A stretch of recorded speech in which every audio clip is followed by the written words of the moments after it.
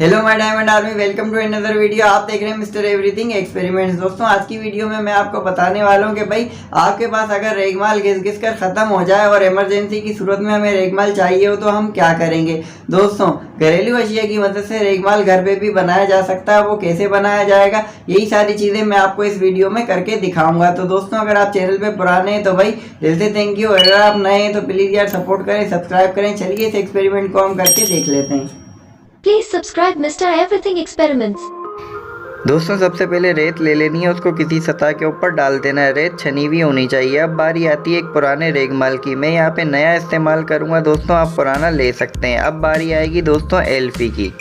अब दोस्तों जिस तरह से दिखाया जा रहा है इस तरह से एल्फी आपने रेगमाल पे लगा लेनी है और उसके बाद क्या करना है, सारे प्रोसेस इस वीडियो में आपको आगे पता चलने वाले हैं, तो वीडियो पूरी देखिएगा।